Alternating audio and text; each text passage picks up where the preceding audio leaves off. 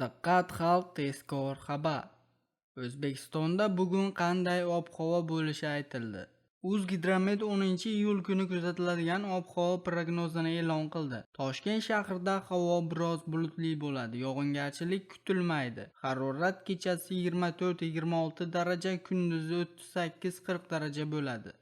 Qoraqalpog'iston Respublikasi Xorazm viloyatida havo biroz bulutli bo'ladi. Ba'zi joylarda o'zgaruvchan bo'ladi, yog'ingarchilik kutilmaydi. Harorat kechasi 22-27 daraja, kunduzi 37-42 daraja bo'ladi. Buxoro va Navoiy viloyatlarida havo biroz bulutli bo'ladi. Ba'zi joylarda o'zgaruvchan bo'ladi, yog'ingarchilik kutilmaydi.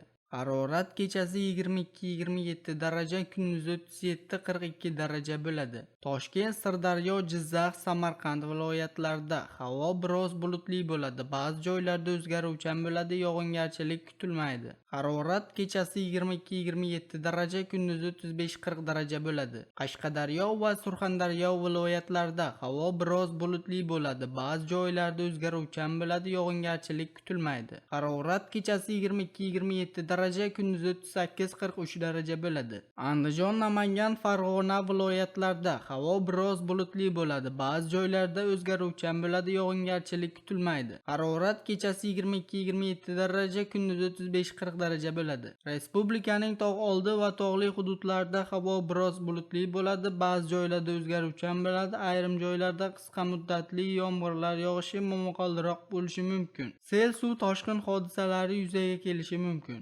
Harorat kechasi 15-20 daraja, kunduzi 25-30 daraja bo'ladi. Shuningdek, O'zgidromet 9-13 iyul kunlari Toshkent, Andijon, Namangan, Farg'ona viloyatlarining tog' oldi va tog'li hududlarida sel, suv, toshqin hodisalari yuzaga kelishi mumkinligi haqida ogohlantirgan.